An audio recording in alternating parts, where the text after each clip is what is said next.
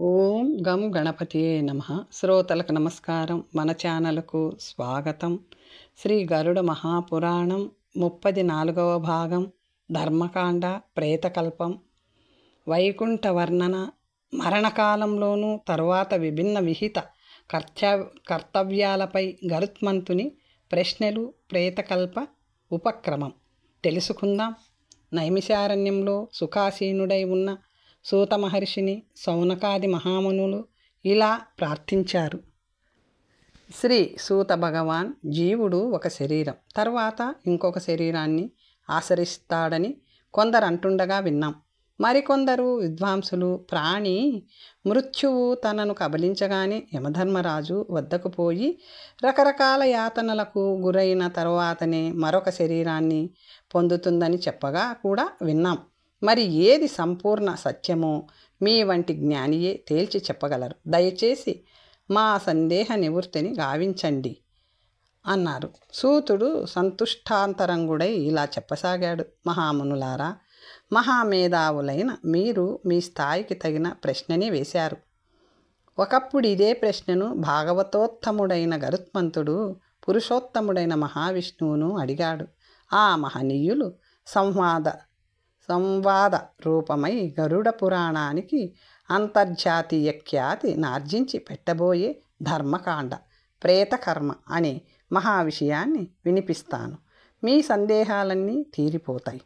బ్రహ్మాండమైన భవసాగరాన్ని ఏదో చిన్న కాలువను దాటేసినంతన సులువుగా తరింపజేయు శ్రీకృష్ణ భగవానునికి తొలుతగా నమస్కరించి ప్రారంభిస్తున్నాను. మునులారా, ఒకప్పుడు వినతాపుత్రుడైన బ్రహ్మాండ నాయకుడు గరుత్మంతునికి ఈ బ్రహ్మాండంలోని అన్ని లోకాలను ఒకసారి చూడాలనిపించింది. హరినామాన్ని ఉచ్చరిస్తూ లోకాలను చూడసాగాడు. చివరగా స్వర్గ, పాతాళ, భూలోకాలను చూశాడు. ముఖ్యంగా పృథ్వీపై గల దుఃఖాలను చూసి తానే దుఃఖితుడైపోయి అశాంత చిత్తంతో అలమటిస్తూ వైకుంఠానికి మరలాడు. విష్ణులోకంలో రజోగుణ ప్రవృత్తి లేదు, తమోగుణ ప్రవృత్తి లేదు, కనీసం సత్వగుణంతో కలిసి అయినా లేవు. ఇక్కడ కేవలం శుద్ధ సత్వ గుణమే ఎల్లెడలా కనిపిస్తుంది. ఇక్కడ మాయ కూడా లేదు, ఎవ్వరికీ వినాశనమూ లేదు, రాగద్వేషాది షడ్వికారాలు లేవు. ఈ లోకంలో దేవాసుర వర్గాల ద్వారా పూజింపబడు విష్ణువు యొక్క పార్షాదులు అంటే సభ్యులు, దగ్గరివారు దర్శనమిస్తుంటారు. వారు కూడా స్వామి వలనే నీలమేఘశ్యాములు, పీతాంబర ధరులు, మణియుక్త స్వర్ణాలంకృతులు, చతుర్భుజులు కూడా. వారి చెవులకి గల కుండలాలు, తలపైనున్న కిరీటాలు రత్నమిశ్రిత స్వర్ణకాంతుల్ని వెదజల్లుతుంటాయి. వారి వక్షస్థలాలు సుందరములైన పుష్పమాలలచే సుశోభితాలై ఉన్నాయి. కనిపించగానే తనువును పులకింపజేసి మనసును మరిపింపజేసే అప్సరసులున్నారు. మహాత్ములను కొనివస్తున్న విమానాలు ఆకాశం నుండి సూర్యుడు దిగివస్తున్న భ్రాంతిని కలిగిస్తాయి. అక్కడి జనం అన్ని ప్రకారాల వైభవాలతో లక్ష్మీ ప్రసన్నతను కలిగి శోభిల్లుతున్న నిరంతరము శ్రీహరి చరణాలను పూజిస్తూనే ఉంటారు. గరుత్మంతునికి శ్రీ మహావిష్ణువు ఒక తూగుటు ఉయ్యాలపై సుఖాసీనుడై దర్శనమిచ్చాడు. లక్ష్మీదేవి తన చెలికత్తెలతో సహా స్వామి పాదార్చనతో నిమగ్నమై ఉంది. సువిశాల నేత్ర యుక్తమైన ప్రసన్న ముఖంతో ఆ దేవాధిపతి, జగత్పతి, శ్రీపతి, యజ్ఞపతి అగు శ్రీ మహావిష్ణువు తన ప్రధాన పార్షాదులైన నంద సునందాదుల వినతులను వింటున్నాడు. ఆ సమయంలో ఆయన తన అనన్య సర్వశక్తుల చేత పరివేష్టితుడై ఉన్నాడు. హరిదర్శనం కాగానే వినతాసుతుని హృదయం ఆనందం తట్టుకోలేక ద్రవించింది. శరీరం గగ్గురు పొడిచింది. నేత్రాలు అశ్రుపూరితాలైనాయి. ఆనందమగ్నుడై అతడు తన స్వామికి ప్రణమిల్లాడు. తన వాహనమైన పక్షిరాజును కటాక్షించిన మహావిష్ణువు, పక్షిరాజా, సుఖంగా సాగింది కదా నీ ప్రయాణం అంటూ కుశల ప్రశ్నలు వేసి ఏ ఏ దేశాలు లోకాలు తిరిగావు అని కూడా అడిగాడు. వినమ్రంగా ఇలా విన్నవించుకోసాగాడు వినతాసుతుడు. భగవాన్, మీ కృప వల్ల నేను అన్ని లోకాలను చూడగలిగాను. వాటిలో నెలకొన్న సమస్త స్థావర జంగమ ప్రాణులను చూశాను. హే ప్రభు, అన్ని లోకాల్లో కన్నా భూలోకంలో ప్రాణి సమూహం ఎక్కువగానున్నది.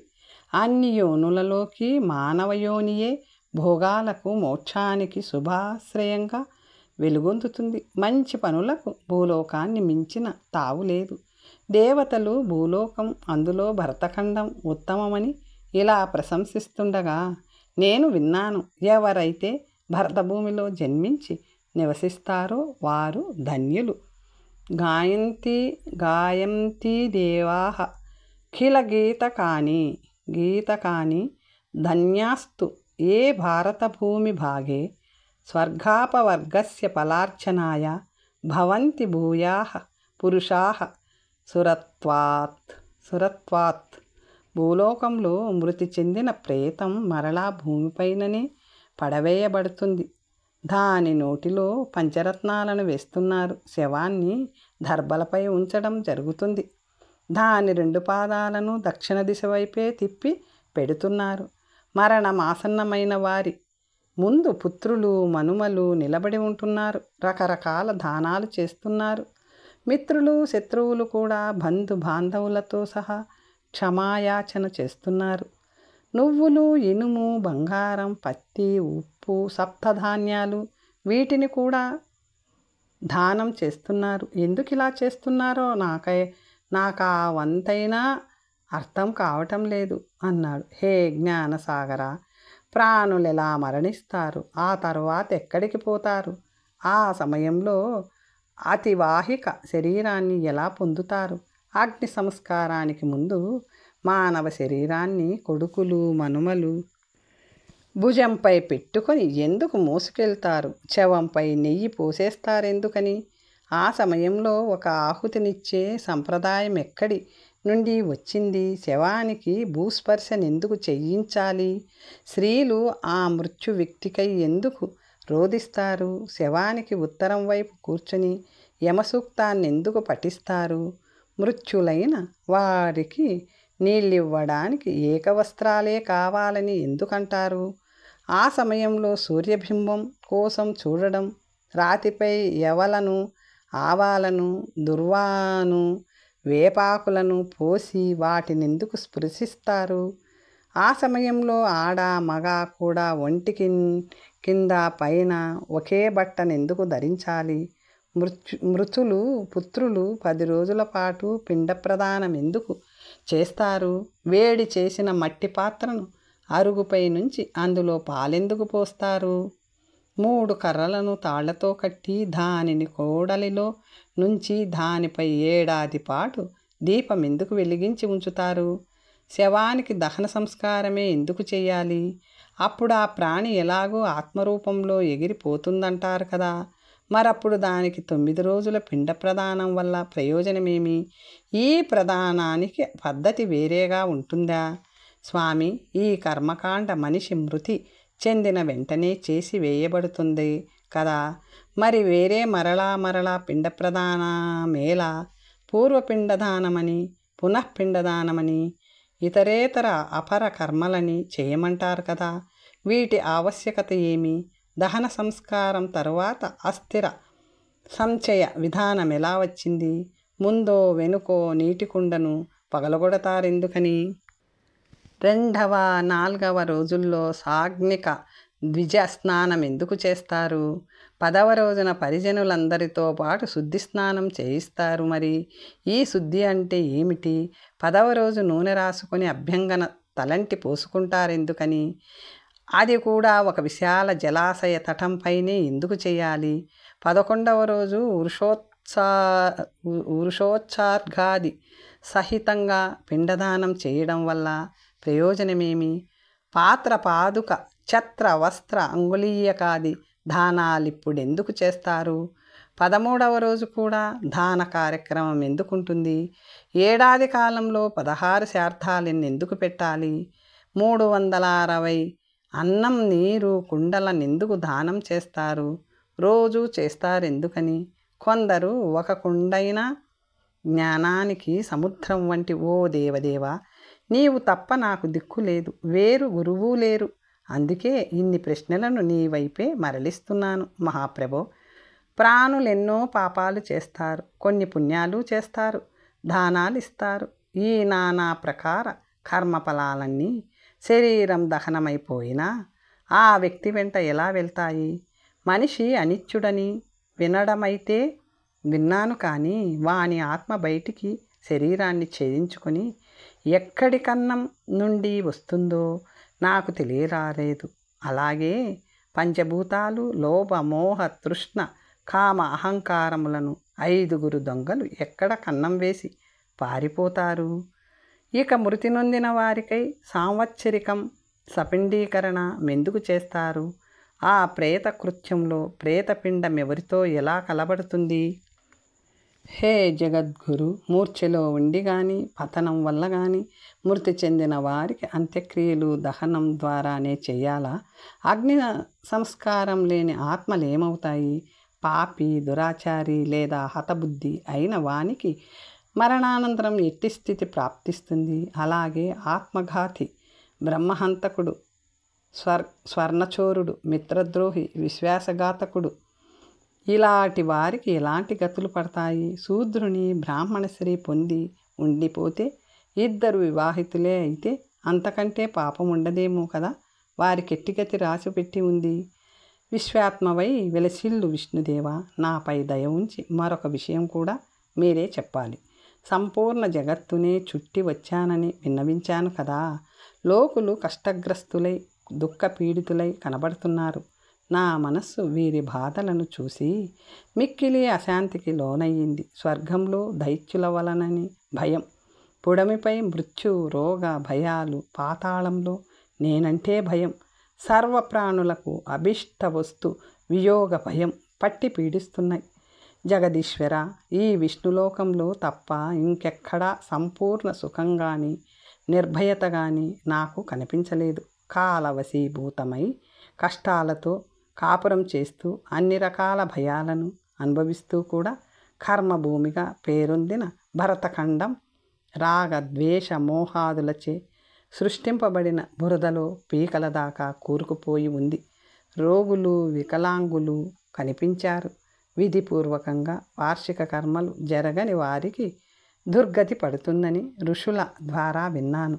నేను చూసిన బాధలకు ఇది కూడా ఒక కారణమా? కాబట్టి ఓ విజ్ఞాన జ్యోతి స్వరూప, మరణించిన మనిషికి కూడా శుభాన్ని కలిగించే ప్రక్రియ ఉంటే నాకు బోధించండి. దానాలు ఇవ్వాలా? ఏ మేరకు? దహన సంస్కారం ఎలా చేయాలి? శ్మశానానికి మృతులు చేరుకోనేలోగా చేయవలసిన కర్మలుంటాయా? దుష్టులు మృతి చెందినప్పుడు వారి పాపాలకు ప్రాయశ్చిత్తాలను వారి సంతానం చేస్తే ప్రయోజనం ఉంటుందా? పంచక శాంతిని ఎలా చేపట్టాలి? మరణాసన్న వ్యక్తి, మృతి చెందిన వ్యక్తి, దహనమైపోయి పంచభూతాలలో కలిసిపోయిన వ్యక్తి, ఈ 3 రకాల వారికి కర్మల ద్వారా శుభాన్ని కలిగించే మార్గాలుంటే నాపై ఈ లోకంపై దయ ఉంచి నాకు ఉపదేశించండి అన్నాడు వినుతాసుతుడు. సూత మహర్షి ఇలా ప్రవచింపసాగాడు. మునులారా, నిర్మల మనస్కులై లోక కళ్యాణం కోసం ఆరాటపడుతూ అన్ని ప్రశ్నలకు సంధించిన గరుత్మంతుని అంతర్యాన్ని గ్రహించిన పరమాత్మ వెంటనే ఇలా ఉపదేశించసాగాడు. వత్స వైనతేయ, మానవహితం కోరి ఒక మహా విషయానికి ప్రపంచంలో ప్రాచుర్యం కలిగించబోతున్న నీ ధన్యత కోసమైన ఈ రహస్య విషయాన్ని చెప్పాలి. అస్తు అవతరించు. వీటిని ఔర్ధ్వ దైహిక క్రియలంటారు. సంజ్ఞా గృహం వల్ల భేదరహితమై శృతి స్మృతి అను పవిత్ర గ్రంథాలలో మాత్రమే పేర్కొనబడి ఇంద్రాది దేవతలు యోగులు కూడా నేర్వని గుహ్యాతి గుహ్యమైన ఈ మహాతత్వజనకమైన విషయాన్ని నువ్వు నా మహాభక్తుడివి కాబట్టి నీ ద్వారా బహిర్గతం పరుస్తున్నాను. పక్షేంద్ర, ఈ ప్రపంచంలో పుత్రహీనులకు సద్గతులుండవు. కాబట్టి ప్రతి వ్యక్తి శాస్త్రానుసారం యోగానుసారం పుత్రుని ఉత్పన్నం చేయడం తప్పనిసరి. ఎందుకంటే పుత్ర పౌత్రులే ఆ వ్యక్తి ఆత్మని పరలోకంలో మోస్తారు. అందుకు సంకేతంగానే ఇహలోకంలో వ్యక్తి మృతదేహాన్ని పుత్ర పౌత్రుల భుజాలపై మోస్తారు. మృతదేహాన్ని దహనమే చేయాలి. శవాన్ని తిలలు దర్భలపై నేల మీద పడుకోబెట్టాలి. ఈ తిలల వల్ల దర్భల వల్ల భూమి ఋతుమతి అయిన స్త్రీతో సమానమవుతుంది. మృతులు నోటిలో వేయు పంచరత్నాలు బీజవాపంతో సమానం. అవి ఆ జీవి శుభగతిని నిశ్చయించగలవు. ఆత్మ శుభయోనిలో ప్రవేశించడానికి దారిని సుగమం చేయగలవు. అన్నిటికన్నా ముందు నేలను పేడతో అలకాలి.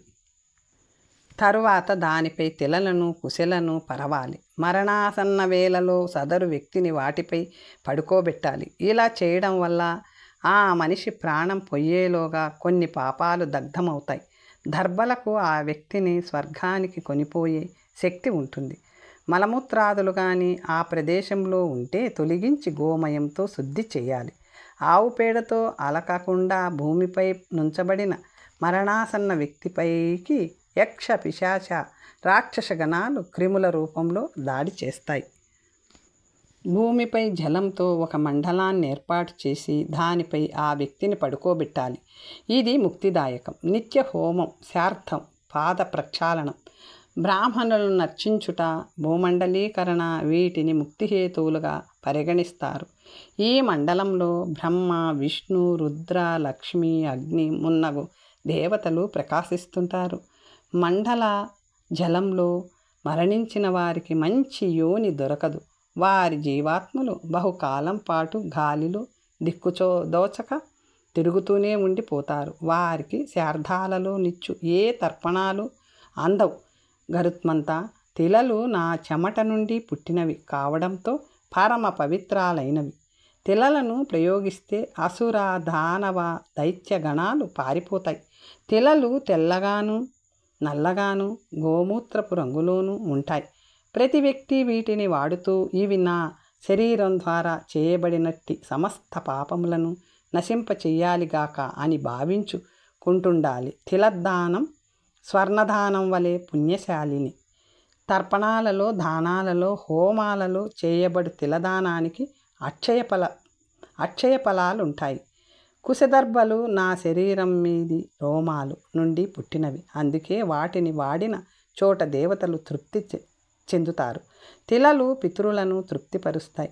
దేవతలు పితరులు విశ్వరక్షకులు కాబట్టి కుశలు తిలలు విశ్వకళ్యాణ కారకాలవుతున్నాయి. అపసవ్యాధి శార్థాలకు చెప్పబడిన విధి విధానాలను పాటిస్తే బ్రహ్మ దేవదేవేశ్వరుడు పితృజనులు సంతోషిస్తారు. కుశదర్భ మూలాన్ని బ్రహ్మగాను, మధ్యభాగాన్ని విష్ణువుగాను, అగ్రాన్ని శివునిగాను తెలుసుకోవాలి. ఈ త్రిదేవులు కుశలో ప్రతిష్ఠితులు. బ్రాహ్మణుడు, మంత్రం, అగ్ని, తులసి, కుశ వీటికి అపవిత్రత లేదు. ఎన్ని మార్లైనను ఉపయోగించుకోవచ్చును. అవి నిర్మాల్యములు కానేరవు. అలాగే తులసి, బ్రాహ్మణుడు, విష్ణువు, గోవు, ఏకాదశి వ్రతం ఇవి 5 సంసార సాగరంలో మునిగిపోతున్న వారిని రక్షించు నౌకలు. విష్ణువు, ఏకాదశి వ్రతం, గీత, తులసి, బ్రాహ్మణుడు, గోవు ఈ 6 అసార సంసారంలో పడి ఉన్న జీవులకు ముక్తినిచ్చు షట్పాది సాధనాలు. మరణాసన్న వ్యక్తికి దుర్గతి కలుగకుండా తిల, కుశ, తులసి కాపాడుతాయి. తిలాహ పవిత్రమతులం దర్భాస్య పితులస్యత నివారయంతి చైతాని దుర్గతిం ఎంత మాతురం. 2 చేతులతోనూ కుశలను చీల్చి నేలపై ఉంచి వాటిపై నీటిని చల్లి మరలా పైకి తీసి మరణాసన్న వ్యక్తి 2 చేతులలోనూ ఉంచాలి. అప్పుడు ఆ వ్యక్తి మంత్రహీన కర్ముడైన విష్ణులోకాన్ని పొందగలడు. దర్భపై శయనం, మృతి పేడచే అలకబడిన నేలపై మృతి, అగ్నిలో దహనం ఆ వ్యక్తి చేసిన పాపాలను దగ్ధం చేస్తాయి. లవణం అంటే ఉప్పు, దాని రసం దివ్యలోక ప్రాపకాలు. అవి ప్రాణుల సమస్త కామనాలను సిద్ధింపచేయగలవు. లవణం లేని భోజనానికి అర్థం లేదు. అందుచేతనే లవణరసం అంటే పితరులకు మిక్కిలి ప్రీతి. అది స్వర్గానికి దారులు తీయగలదు. ఈ లవణరసం విష్ణు భగవానుని శరీరం నుండి ఉత్పన్నమైంది. ఈ విషయాన్ని తెలిసిన యోగులు దానంతో పాటు లవణాన్ని అడిగి పుచ్చుకుంటారు. నేలపై ఏ వర్ణపు మరణాసన్న వ్యక్తికైనా మరణం రాక వేదన దుర్భరంగా ఉంటే లవణ రసాన్ని దానం చేస్తే వారి కొరకై స్వర్గద్వారాలు తెరుచుకుంటాయి. లవణ దానాన్ని ఆ వ్యక్తి పేర ఇచ్చిన అదే ఫలం. గరుత్మంతా, ఇక మృత్యుస్వరూపాన్ని విస్తారపూర్వకంగా విను. మృత్యువే కాలం. ఆ సమయం రాగానే దేహం నుండి, ప్రాణం నుండి జీవాత్మ విడిపోతుంది. తను రావలసిన వేళకే మృత్యువు ఎట్టి పరిస్థితుల్లోనూ వస్తుంది. ఈ మృత్యు కష్ట ప్రభావం వల్ల ప్రాణి తాను చేసిన కర్మలన్నింటినీ ఒక్కసారిగా మర్చిపోతుంది. మేఘం వాయువు వశంలోనున్నట్లుగా ప్రాణి కాలవశంలో ఉంటాడు. సాత్విక, రాజసిక, తామసిక భావాలన్నీ కాలం చెప్పు చేతుల్లోనే ఉంటాయి. ప్రాణులలో అవి కాలనియోగం వల్లనే విస్తరిస్తూ పోతాయి. సూర్య, చంద్ర, శివ, వాయువు, ఇంద్ర, అగ్ని, ఆకాశ, పృథ్వీ, మిత్ర, ఔషధ, అష్టవసు, నది, సాగర, భావ, అభావాది మహావిషయాలన్నీ వాటి వాటి సమయాల్లో కాలానుసారము కాలంలో ఉద్భవిస్తూ పెరుగుతూ కనుమరుగవుతుంటాయి. మృత్యువు సాధారణ వ్యక్తులకెలా వస్తుందో చూడు. దానికి ముందే దైవయోగం వల్ల రోగం వస్తుంది.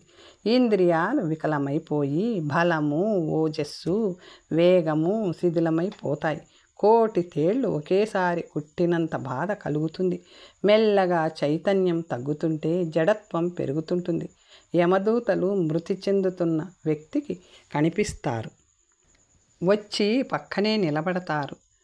శరీరంలో ప్రాణం ఎక్కడ దాక్కుందో వారికి సులువుగా తెలిసిపోతుంది. వారు దానిని గేలంతో లాగడం మొదలెడతారు. అప్పుడు ప్రాణం అతి బలవంతం మీద కంఠం దాకా వచ్చి మొరాయిస్తుంది. ఈ పెనుగులాటలో మనిషి ముఖం వికృతంగా తయారవుతుంది. నోటు నుండి నురగ వెలువడుతుంది. ముక్కు నుండి ద్రవం కారుతుంది. తరువాత ప్రాణం ఆహాకారం చేస్తుంది. అహంకార మమకారాలు ఇంకా వదులుకోలేక యమదూతల బలానికి లొంగి బయటికి పోతుంది. అలా పోతూ పోతూ కూడా తన ఇంటి వైపు, తన ఆలుబిడ్డల వైపు ఆర్తిగా కనుమరుగయ్యేదాకా నిజానికి ఇక్కడ పనిచేసేది కనులు కాకపోయినా మనసుతోనే చూస్తూ పోతుంది. మృత్యు సమయంలో ప్రాణి శరీరంలోని వాయువు ప్రకుపితమై తీవ్ర గతితో ప్రవహించి అగ్నితత్వాన్ని పెచ్చరిల్ల చేయడంతో ఇంధనం లేకుండానే అగ్ని ప్రజ్వరిల్లిపోయి ప్రాణి యొక్క మర్మస్థానాలను విరిచి అత్యంత కష్టానుభూతిని కలిగిస్తుంది. అదే భక్తజనులకు, భోగాలపై ఆసక్తి లేని వారికి ఆ వాయువు ప్రశాంతంగా పైకి ప్రవహించి నిర్గమిస్తుంది. అబద్ధమాడని వారికి, విశ్వాసాన్ని వమ్ము చేయని వారికి, ఆస్తికులకు, పూజాదులపై శ్రద్ధాళువులకు మృత్యువు సుఖపూర్వకంగా ఉంటుంది.